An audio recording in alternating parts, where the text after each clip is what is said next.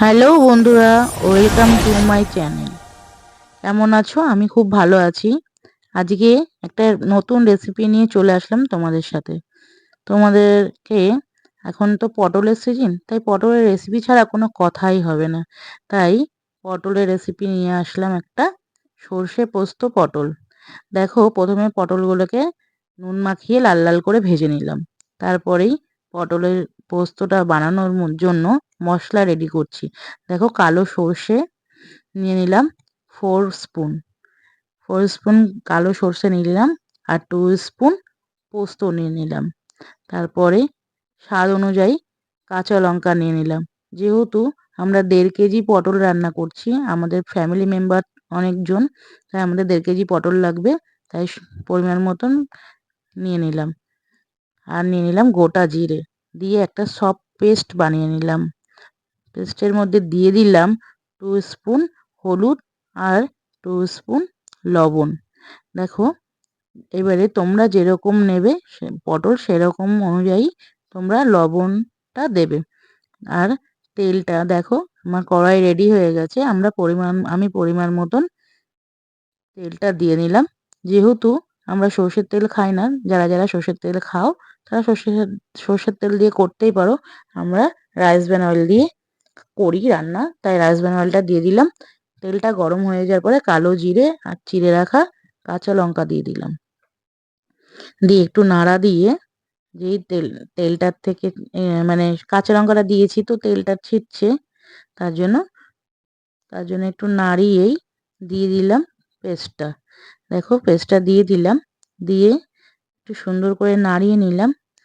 নাড়িয়ে নেওয়ার পরে দেখো, যেই তেলটার মধ্যে পেস্টটা দিয়ে দিলাম, সেহেতু সেহেতু দেখো একটুখানি হালকা লেগে লেগে যাবে, তার জন্য একটুখানি বাড়িতে একটু জল দিয়ে জলটা দিয়ে দিলাম, যাতে কড়াইয়ে লেগে না যায় মশলাটা যাতে লেগে না যায়। দেখো, সুন্দর করে নাড়িয়ে নিলাম। দেখো, নাড়াচ্ছি একটুখানি। মশলাটা কষানোর পরে দেখো মশলা থেকে তেল ছেড়ে এসছে। তারপরে দিয়ে দিলাম ভেজে রাখা পটলগুলো। দেখো, সুন্দর করে নাড়িয়ে নিতে হবে পটলগুলো।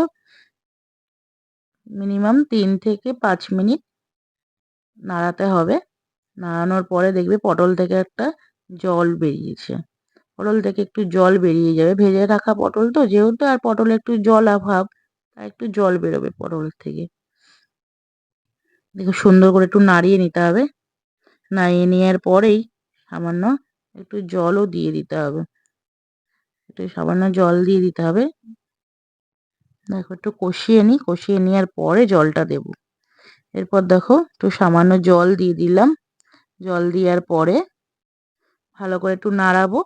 নাড়িয়ে নিয়ে 10 মিনিটের মতন এটা রেখে দেবো। একটুখানি ফুটে যাবে।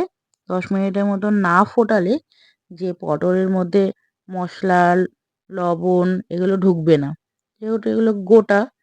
কিন্তু তবুও আমি মাঝখান থেকে ফেলে নিয়েছি 2 সাইড থেকে। দেখো, সুন্দর করে ফুটছে, দেখেছো? ফুটে গেছে। ফোটার পরে কালারটা অসাধারণ এসছে। যেহেতু এটা নিরামিষ, আজকে বৃহস্পতিবারের দিনে ভেবে নিলাম একটু নিরামিষ করার জন্য দেখো, নিরামিষ রেসিপি করলাম। গরম ভাতে তো অসাধারণ লাগবে, আর কোনো রেসিপি লাগবে না। গন্ধটা দারুণ এসছে। দেখো, এটা করার পরে কত সুন্দর এসছে, দেখেছো? করার পরে রেডি হয়ে গেল। তারপরে দেখো, ভালো লাগছে কিনা জানিয়ে কমেন্ট অ্যান্ড শেয়ার করো। আজকের মতন এখানেই, দেখা হচ্ছে পরের ভিডিওতে। টাটা।